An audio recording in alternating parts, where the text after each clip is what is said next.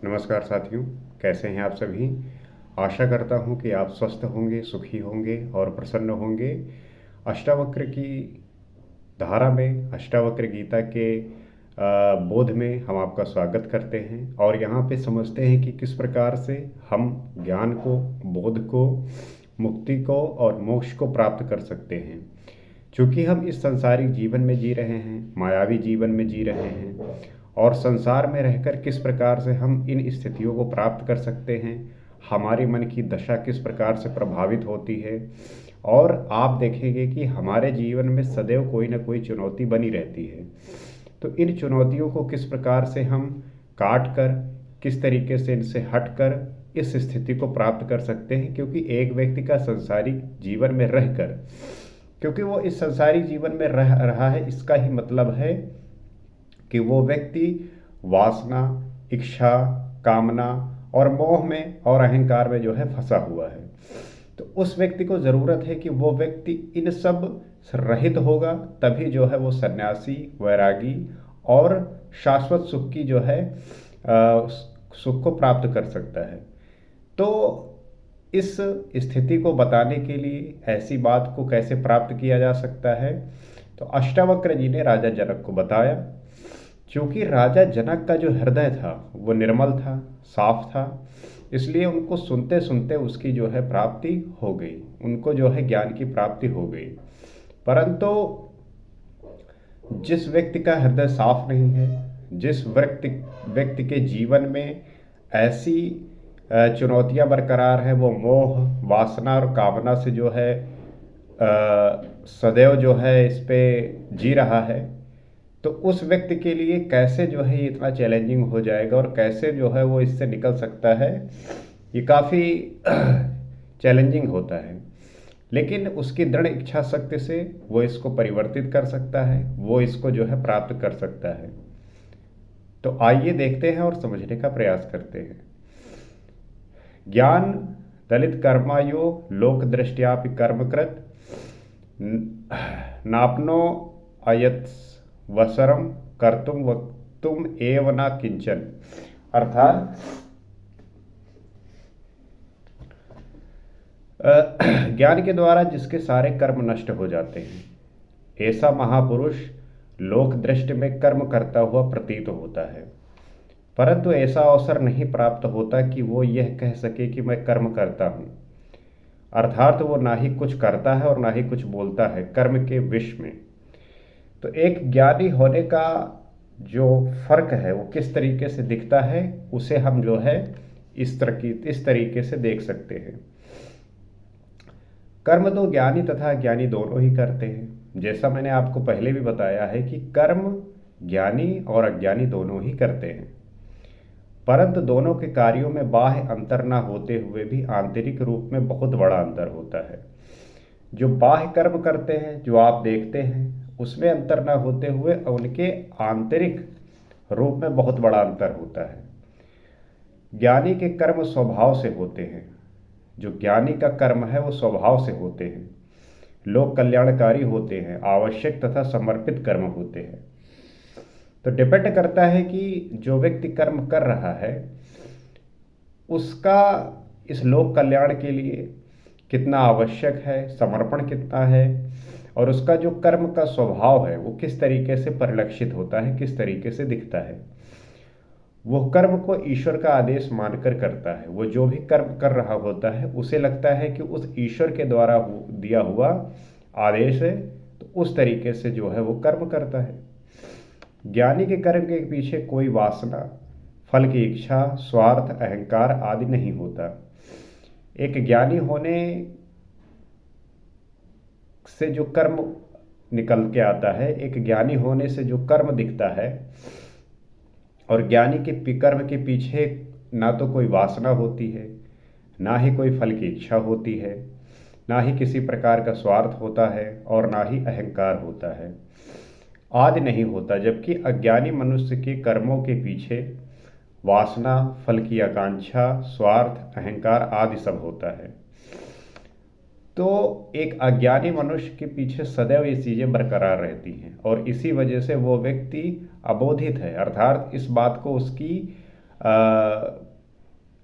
बेहोशी में है कि उसे इस बात का पता नहीं है कि वो जो कर्म कर रहा है, अगर उससे वो रहित हो जाए, मतलब कर्म कर रहा है तो उसके प्रति उसकी फल की आकांक्षा, जो वासना बनी हुई है, जो कामना बसा हुआ है, स्वार्थ है, अहंकार है, अगर उससे वो रहित हो जाए तो उसको जो है वो प्रकाश जो है दिख जाएगा, उसको जो है वो फल की प्राप्ति जिसकी कामना करते हुए कर रहा है, उससे जो है उसका उद्देश्य पूर्ण होगा नहीं, क्योंकि एक फल के प्राप्त होने के पश्चात दूसरा जो है वो खड़ा होता है आपके सामने।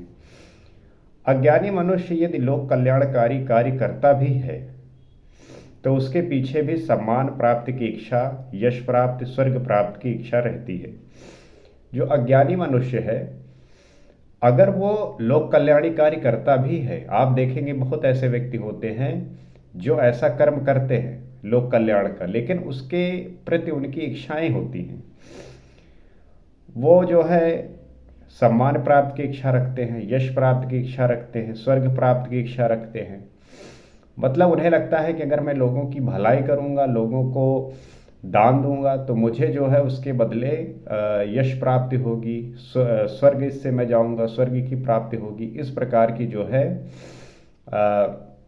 इच्छाएं होती हैं। और आज के समय में तो आप देखते होंगे कि लोग जब दान करते हैं या किसी प्रकार का लोक कल्याणकारी कार्य करते हैं तो साथ में वीडियो भी बनाते हैं और उसे जो है सोशल मीडिया पर अपलोड करते हैं कि देखिए मैंने ये जो है काम किया, अच्छा काम किया।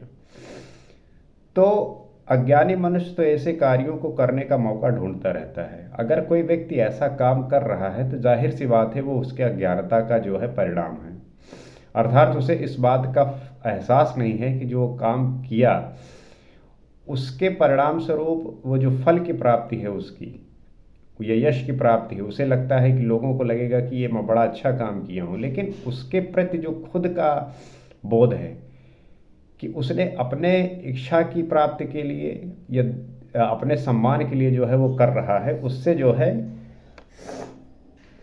जो उसका रियल भाव था वो कुछ प्राप्त होने वाला नहीं है। तो और जो अज्ञानी व्यक्ति है वो तो इस प्रकार के मौके ढूंढता रहता है। आप आजकल देखिए जो नेता लोग होते हैं वो ऐसा अक्सर करते हैं, वो जब भला काम करते हैं तो सबके सामने करते हैं ताकि लोगों को ये बात एहसास हो, ताकि उन्हें बात महसूस हो, लगे कि हाँ उन्होंने जो है लोगों के समाज के कल्याण के लिए किया है, परंतु उसके बदले वो यही चाहते हैं कि लोग मुझसे खुश रहें, मुझे जो है वोट दें, मुझे जो है चुने ताकि मैं फिर से राजनेता बन सकूं। तो इस प्रकार की इच्छा लेके वो जो है लोक कल्याणकारी कार्य करते हैं। परंतु जो ज्ञानी व्यक्ति है वो किसी भी प्रकार की इच्छा से रहित का लोक कल्याणकारी करता है, उसकी कोई इच्छा होती ही नहीं है।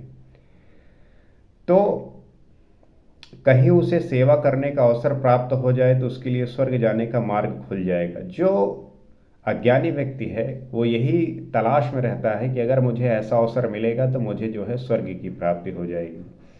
उसको लोकहित, सेवा, समाज सेवा, दान, पुण्य, धर्म इत्यादि में दूसरों की चिंता नहीं होती, चिंता सिर्फ स्वयं के स्वर्ग प्राप्ति की होती है।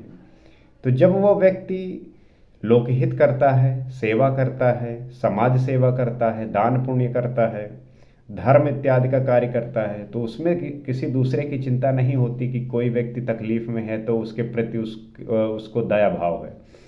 ऐसा वो बिल्कुल नहीं सोचता। वो सोचता है कि मुझे किस प्रकार से स्वर्ग की प्राप्ति होगी। आज भी समाज में ऐसा है कि लोगों को लगता है कि अगर मैं दान कर रहा हूं तो मुझे जो है इससे स्वर्ग की प्राप्ति होगी। चिंता सिर्फ स्वयं के स्वर्ग प्राप्ति की होती है, जिसके लिए वो अवसर ढूंढता रहता है। तो चिंता सिर्फ इसी बात की रहती है कि मैं अगर अच्छा काम कर रहा हूं तो इसके बदले मुझे स्वर्ग की प्राप्ति हो जाएगी। लेकिन महर्षि अष्टावक्र जी क्या कह रहे हैं? वो कह रहे हैं कि ज्ञान के द्वारा कर्म का नाश हो जाता है। जब आप ज्ञान को आपको प्राप्त हो जाती है तो आपके कर्मों का जो है वो नाश हो जाता है, वो खत्म हो जाता है। इसलिए ज्ञानी मनुष्य को कर्म करने की आवश्यकता ही नहीं होती।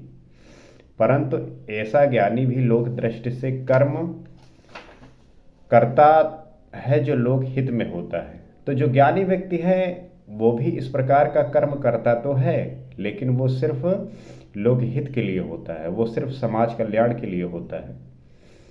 दिखने में उस अज्ञानी के समान ही होता है, परंतु उसका जो इस लोक कल्याण के लिए काम होता है, कर्म होता है, वो सारी इच्छाओं से रहित होता है, स्वार्थ रहित होता है, और किसी भी प्रकार की स्वर्ग की जो है इच्छा उसमें नहीं होती। जिन कर्मों को करना आवश्यक होता है वो कर्म कर लेता है, और जो आवश्यक होता है, जो ज़रूरी है, उसके लिए जो है वो कर्म कर लेता है। वो स्वर्ग प्राप्त करने की इच्छा से तथा फल आकांक्षा से कोई कर्म नहीं करता। वो स्वर्ग प्राप्त करने की इच्छा से या फल की आकांक्षा के लिए कोई कर्म नहीं करता। और क्योंकि अज्ञानी व्यक्ति तो सदैव इसी तलाश में रहता है कि उसे ऐसा कोई मौका मिले जहाँ पे वो स्वर्ग प्राप्ति के लिए और फल, जो भी उसे फल की प्राप्ति के लिए वो जो है इस प्रकार का काम करता है। परंतु ज्ञानी व्यक्ति जो है वो इस सब से परे होता है, उसका इस सब से किसी भी प्रकार का कोई मतलब होता नहीं। ना ही ऐसे कर्मों को ढूंढता है जिसका फल प्राप्त हो, और ना ही वह यह कहता है कि मैंने ऐसा किया है। तो जो ज्ञानी व्यक्ति है वो ना ऐसे कर्मों को ढूंढता है, ना उसके फल की प्राप्ति की इच्छा रखता है, और ना ही वो ये कहता है कि मुझे जो है इसका कोई स्वर्ग प्राप्त हो, क्योंकि वो निराभिमानी होता है। उसमें किसी भी प्रकार का अभिमान नहीं होता, किसी भी प्रकार का अहंकार नहीं होता। यही कर्म की कुशलता है जो सिर्फ ज्ञानी को ही प्राप्त है। इसी को कर्म की कुशलता की संज्ञा दी गई है कि जो व्यक्ति कर्म करता हुआ भी कर्म नहीं करता, वो व्यक्ति होता है ज्ञानी। तो ज्ञानी होने का आपको यही सही मतलब है कि आप कर्म करते हुए भी किसी भी प्रकार के कर्म में जो है लिप्त नहीं है, अर्थात कर्तापन का वहाँ पे भाव ही नहीं है। तो ये हुआ एक ज्ञानी होने का जो है